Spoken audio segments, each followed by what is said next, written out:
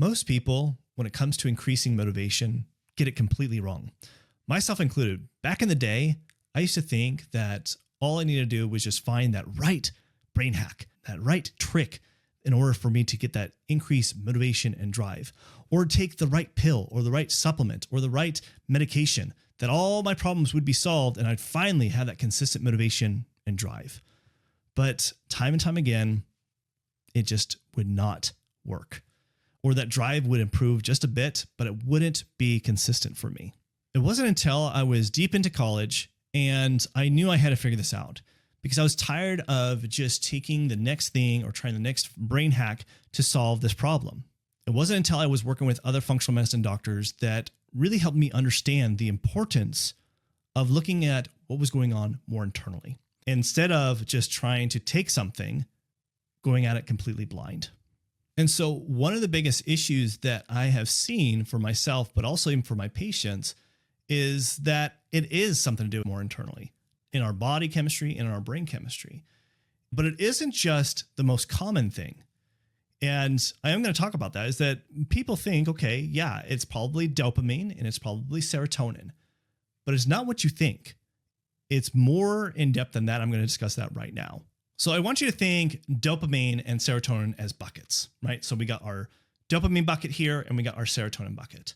And there's actually more stuff that people don't talk about that I'm going to talk about later that has more to do with the motivation issue. But I'm going to address these ones because a lot of people ask about this, and it's definitely about 50% of the problem.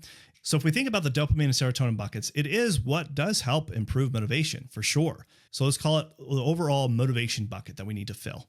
The problem is that people, when they're addressing dopamine and serotonin, they're going at it completely wrong. What they're doing is they're using either an SSRI or some kind of stimulant medication to help improve these different buckets.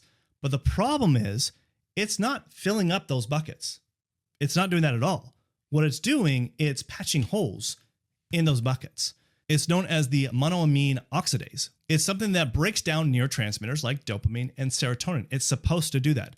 The problem is it's breaking it down too much, and so they'll use medication to inhibit the monoamine oxidase process. So like patching holes on each one of those buckets. Now, the problem with this is it has nothing to do with addressing filling it up, because that's where is the issue. These buckets are not being filled. So what does fill up the bucket? So let's talk about the dopamine bucket here first, and then I'll talk about serotonin. There's a couple more buckets that help make dopamine. So one of the buckets is L-dopa, and then you have tyrosine, so the tyrosine bucket.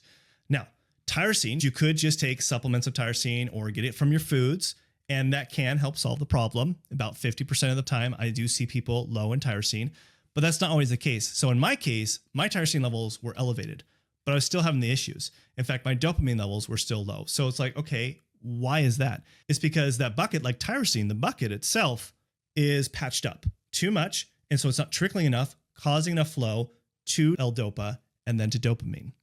So what this is we got to make sure to solve that problem. And the thing is, there's key nutrients that poke all those holes to create the flow to making this. And that is folate, zinc, magnesium, iron, and vitamin D. Now, in my case, my vitamin D levels were low, and also vitamin B3 levels were low, which help with this process. And so once I started to supplement that, that's when I started seeing increase in motivation. So great, you solved this problem where now the tyrosine bucket is trickling down to L-dopa. But what if L-dopa is elevated, but your dopamine levels are still low? It's because there's no holes, or there's not enough holes to trickle down to creating dopamine. And so in this case, what those holes are that creates those holes and causes that flow, it's vitamin B6, the activated form known as P5P. So if you're low in vitamin B6, this might be the reason of why you don't have the motivation, and this can help increase your motivation. Now, let's look at serotonin. Serotonin has a very similar process, but a few different things. So let's look at the few buckets that help make the serotonin. So you have the serotonin bucket, then you also have 5-HTP, and then you have also tryptophan. So you could just take tryptophan and hope for the best that it's going to improve serotonin levels.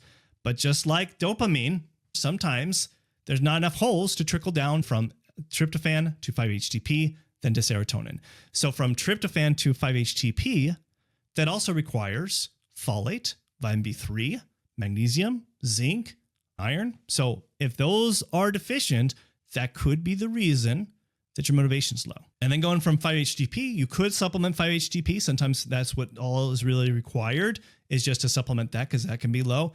But it also could be because 5-HTP doesn't have enough holes from its bucket to fill the serotonin bucket. And that is also P5P, vitamin B6. Now, there's lots of ways to improve motivation. And so you should download my motivation boosting protocol that I use with all my patients and clients, and you can download that in the description below. Now, there's another bucket, and this is something that people do not talk about at all when it comes to motivation. I don't know why, because about 90% of the people I test are low in this. So there's a very high likely chance that this would make a big difference for you if you're listening to this. And this bucket is the phenethylamine bucket. It is an excitatory neurotransmitter that not only helps with mood and motivation, but also helps with memory and focus. So we want to make sure that bucket's filled too. This is part of the whole big bucket of motivation. These very specific neurotransmitters help with motivation. So how do we fill up this bucket? Remember, that is mainly the problem, is it's just not being filled. So what is required is an important and essential amino acid known as phenylalanine. You can either get it from your foods or you can supplement it.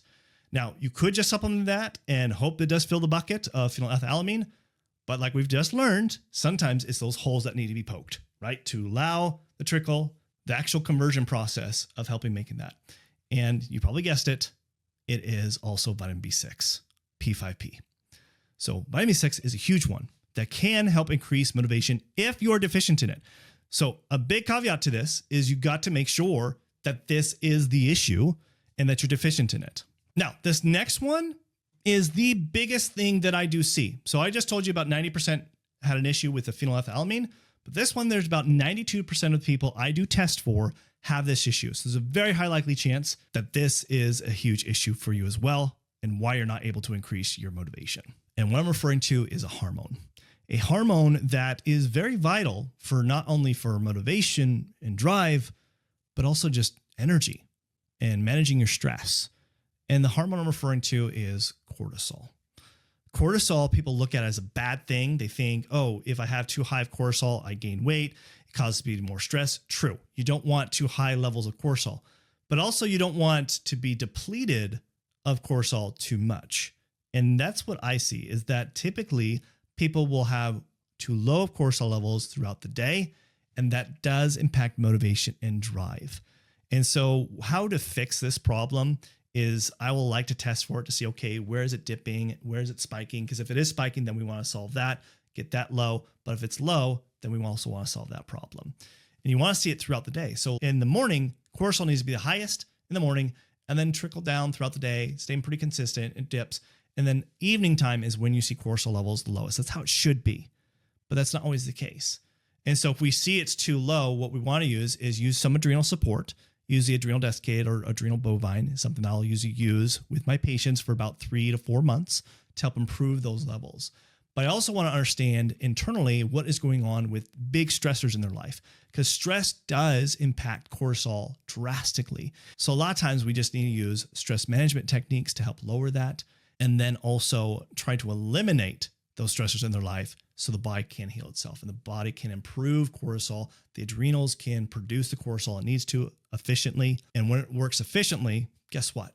Not only does energy improve, all of a sudden my patients start seeing improvement in their motivation throughout the day and more consistent. Now, you've heard me talk about different things to identify the root cause of the problem of your motivation issues.